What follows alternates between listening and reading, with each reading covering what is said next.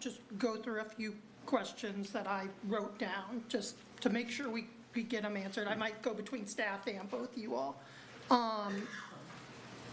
So I know a lot of these, I'm just, things about the landscaping, swift mud, the construction plan, all of that's going to be handled during the site plan process if it gets to that. The hurricane zone, I see a question here. My understanding is that's determined by Pinellas County base elevation. So it has. Oh, the coastal high hazard area is provided. Is that what you're? No, I meant our evacuation zones. Oh, the evacuation, yeah, based off base elevation from. I believe that's how that's determined. I'm not positive on the evacuation zones, but we're looking mostly at the coastal high hazard area and the special flood hazard area. Okay. And the sewer system, I know a lot of people brought up issues about the sewer system and our wastewater system. Yes, we did have a hard year last year. I'll be the first one. My backyard flooded for the first time. I've lived in Largo my entire life and had probably a foot high of water in my backyard. Never happened. However, I am proud to say that because of our city, we've invested $150 million in our wastewater facility, and we were one of the few cities that did not have to dump massive amounts of wastewater into our rivers and into our bays because of the investments we've made. So I just want you all to know that this commission does severely care, and this body cares. Not only that, the commission is asking our legislature, the former golf course behind HCA Largo, to try to make that into more of a wetland site for water mitigation. So the commission is dedicated to protecting green space, to protecting golf courses, because we all know they're a valuable tool in wastewater management.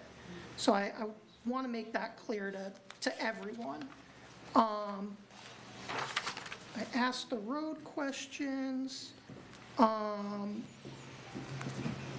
right, that's pretty much what I have. Anyone else have? I thank you. Okay. With that, I'm going to go ahead and close the public hearing portion of this. I'm just going to share some comments because we got a lot of people in the audience, and I don't want to just vote and you guys, at least for me, not understand the reason for my vote.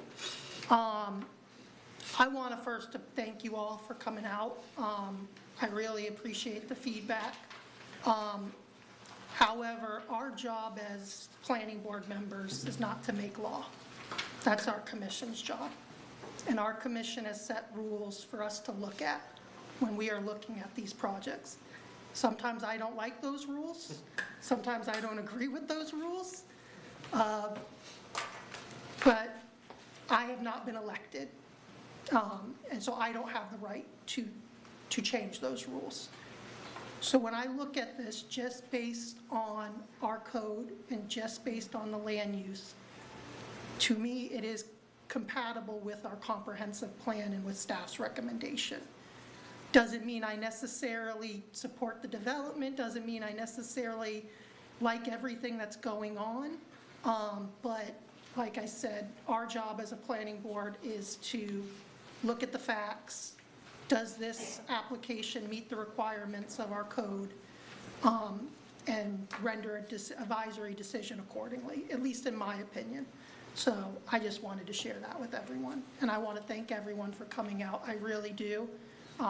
In my 2 years plus, this is the most people we've ever had in this room during a planning board meeting. So it really is great to see people involved and coming out and sharing their feedback. And we really do appreciate that. Thank you. And with that, I'll go ahead and entertain a motion if there's no further. Mr. Chairman, I move to approve FLUMA-250001. Motion by Ms. Donardi. Is there a second? Second. I have a second by Share.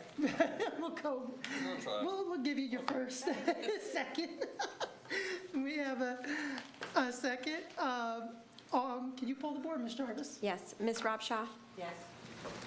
Mr. Serrano? Yes. Mr. Eifert? Yes. Ms. Denardi? Yes. And Chair Faustini? Yes. Motion carries 5-0. Again, I want to thank you all for coming out. I know this isn't the decision y'all wanted, but I do appreciate your feedback, and there's future meetings, and thank you again.